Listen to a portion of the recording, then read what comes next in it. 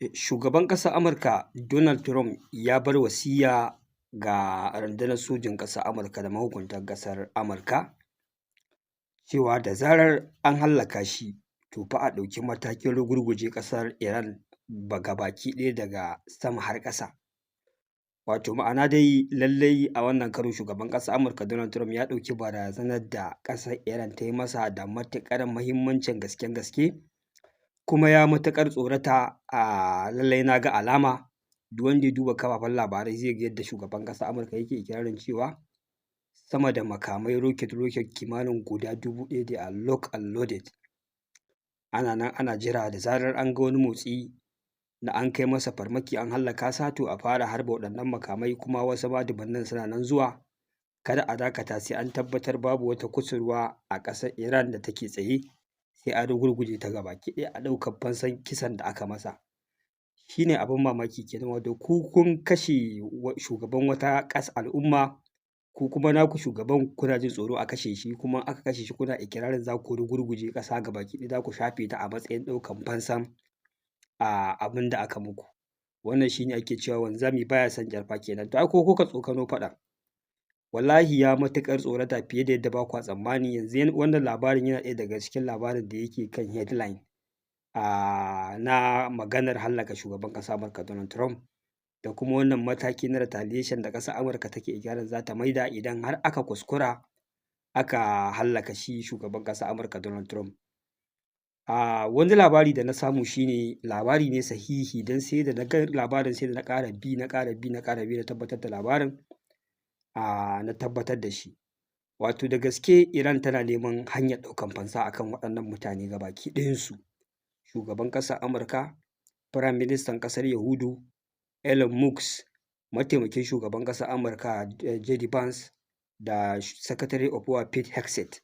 Kuma ashe wani abin mamaki, ƙasar Iran sai da ta shirya wani gagarumin operation da ta yi niyyar hallaka waɗannan jagorori gabaki ɗayansu a lokaci guda. Na yi mamaki matuƙa da ƙasar Iran ta yi wannan yunƙuri, wanda ta yi yunƙurin nan ne a ranar birthday ɗin shugaban ƙasar Amurka Donald Trump, da kuma ranar da ƙasar Amurka ke cika shekara 250 da samun 'yancin kai ko kuma da kafuwarta a matsayin ƙasa. Wato ashe a wannan rana an kama wasu mutane guda 8 da suka shirya hallaka waɗannan jagorori gabaki ɗaya, wanda a yadda aka shirya wannan operation ɗin shi ne za a yi amfani da drones da explosive da dai abubuwa da yawa da dama waɗanda za su kawo disruption a fadar White House a arewacin fadar White House, wanda idan aka yi amfani da waɗannan nau'ikan drones da makamai aka tada chaos, za a yi ƙoƙarin fitar da waɗannan jagorori gabaki ɗayansu ta existo na cikin fadar White House, wanda shi kuma a wannan hanya ta existo ɗin an shirya dakaru waɗanda su ne za su yi amfani da bindiga ta hannu su buɗe wuta ga waɗannan jagorori da ake ƙoƙarin fitar da su hallaka su gabaki ɗaya. Amma hukumar FBI sai ta gano wannan shiri, wanda ake ikirarin cewa tuni an kama kusan mutum 8 a cikin waɗanda ake zargi ko tunanin suna da hannu a cikin wannan shiri da ake ƙullawa. Shin wannan hannu ne na ƙasar Iran, ko ko shi ma wani conspiracy ne da ake so a jefi ƙasar Iran da shi? Shi ne abin da ban tantance ba, amma dai yadda kuka ga na hakaito muku wannan labarin, haka wannan labarin yake a rubuce. Ta iya yiwuwa da gaske ƙasar Iran ce ta shirya wannan farmaki, ta iya yiwuwa kuma a'a wannan wani conspiracy ne shi ma don a jefi ƙasar Iran da wani abu makamancin haka. Ba na mamaki idan aka ce ƙasar Iran ce ta shirya wannan farmaki, domin tuni already dama ai sun lashe takobin za su ɗauki fansa na wannan abin da aka musu. Kai ba ma tun yanzu ba, duk ga mai bibiyar labarai da abubuwan da ya sani game da takun saƙar da ake tsakanin shugaban ƙasar Amurka wannan dai da yake ci Donald Trump da ƙasar Iran, abu ne mai dogon tarihi. Tun lokacin da ya hallaka Qasem Soleimani, ƙasar Iran take ta plotting ɗin yadda za ta ɗauki fansa a kan shi. Abubuwa da suka faru da shugaban ƙasar Amurka a lokacin zaɓuka da yake neman kamfe, an ga lokacin da aka yi amfani da wani sniper ya kai mai hari har bullet ɗin ya gogi kunnensa, da dai abubuwa makamantan haka. A wannan lokaci an yi ta tunanin, an ta zargin cewa ko jam'iyyoyin adawa ne da ba sa so ya kai ga kan karagar mulki suka mai wannan aika-aika, wasu kuma suna ta'allaka wannan lamari da cewa fa lallai ilalla ƙasar Iran ce take so ta yi amfani da wannan dama domin lokaci ta ɗauki fansar kisan wannan kwamanda nata Ƙasim Suleimani da aka yi a wanda shugaban ƙasar Amurka ya yi a mulkinsa na farko. Wato kusan attempt na hallaka shi ya kai kusan guda 2 zuwa 3 ƙwarara da aka yi wanda attempting ɗin saura ƙiris ya tsallake rijiya da baya. To kun ga kenan duba da irin takun saƙan da ke tsakanin shi da ƙasar Iran ba abin mamaki ba ne idan su ɗin ne suka yi, ba abin mamaki ba ne idan kuma wani ne yake amfani da cewa shi bari ya amfani da damarsa ya kawar da shi buƙatunsa su biya kuma ta hanyar ɗora laifin a kan ƙasar Iran. Kun san yanayin siyasar duniya da yanayin abubuwa da ake makirce-makirce dai a beyond your thinking, beyond imagination. Wasu abubuwan duk yadda ka kai ga lissafa su dole calculation ɗinka zai iya baka wrong saboda ba wai lallai ta iya yiwuwa ƙasar Amurka ba ce maƙiyar Donald Trump na ƙarshen ƙarshe take so ta kawar da shi. Ta iya yiwuwa a siyasar cikin gida akwai masu plotting ɗin abubuwa na ban mamaki a kansa. Saboda akwai masu adawa da yanayin tsarin mulkinsa da yadda ya jefa ƙasar cikin yaƙi mara ƙarshe da yadda ma wasu suke ganin cewa kawai wannan fa shugaban ƙasa ne wanda yake wakiltar ƙasar Yahudu.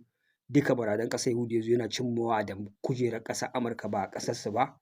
Kun ga kenan a cikin gida ma a iya samun abubuwa makamantan haka su faru.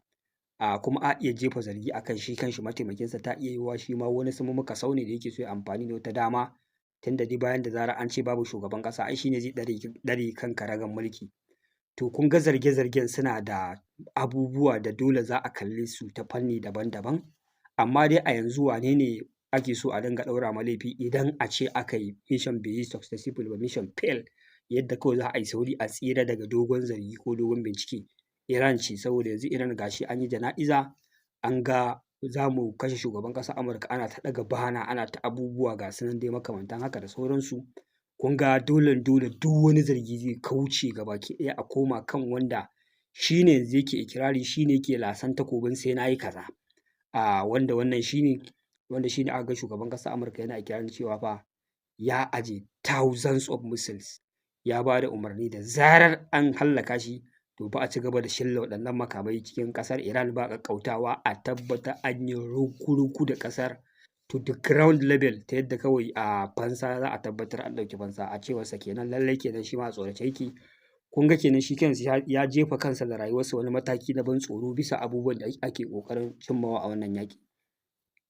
Kamar yadda suka saba maƙaryata ne, kamar yadda na gaya muku kowa ya yi zaton wannan yaƙi an fara shi kenan babu ranar da zai dakata. Duba da ceasefire ya riga ya dakata. To da gaske maganar ceasefire dai a yanzu babu ita, wannan tabbaci nake muku. Abin da nake nufi da maganar ceasefire babu ita, yanzu babu wani sharaɗi na rashin kai farmaki. Kowane irin lokaci Amurka za ta kai farmaki, Iran za ta iya kai farmaki, ya danganta da me ya faru. Amma a yanzu magana a ce wai ana cikin under condition na ceasefire ne yanzu babu. Wannan shugaban ƙasar Amurka ya tabbatar da shi cewa za a iya ci gaba da tattaunawa amma fa babu maganar ceasefire. Idan wani motsi ya kama na su harba makami za su harba. Haka ita ma Iran ta ce idan ana kai mata hari retaliation za ta yi. Kun ga maganar ceasefire dai da gaske is over yanzu babu shi. Sai dai maganar tsayawa, kun san idan aka ce ba ceasefire ma'ana yanzu an koma fagen yaƙi kenan gadan-gadan harba makamai za a ci gaba da yi. A'a, ƙasar Amurka hallau dai ta yi wata maganar cewa wai Iran ce ta roƙe ta a dakata a ci gaba da tattaunawa. Kuma mahukuntan ƙasar Iran sun fito sun ce wallahi tallahi wannan magana ƙarya ce ba ma su san da ita ba, ba da su aka yi ta ba. Wannan magana ba daga bakinsu ba ne, shugaban ƙasar Amurka kamar yadda ya saba dai dama haka ne. Kun san inda zan tabbatar muku da wannan magana tashi ƙarya ne. Lokacin da aka yi yaƙin nan na kwana 12 da Iran ta so ta rugurguje ƙasar Yahudu gabaki ɗaya, shugaban ƙasar Amurka ya yi sauri ya shigo ya kawo hari sau 2. Kawai sai ya ce ai an samu daidaito an yi declaring ɗin ceasefire tsakanin Iran da Yahudu da su, yaƙi ya ƙare. Shi ne nan ya je wallafa wannan abun a shafinsa na Twitter, kawai shi kenan sai aka ce an yi ceasefire amma fa babu wata magana da aka yi tsakaninsa da ƙasar Iran. To ya saba irin wannan abun. To a yanzu ma haka ya je ya kai hari na farko an mai mahaukacin retaliation, ya kai hari na biyu an ƙara mai mahaukacin retaliation, kawai sai ya zo ya ce ai Iran ta roƙe shi ta ce a dakata da kai farmaki.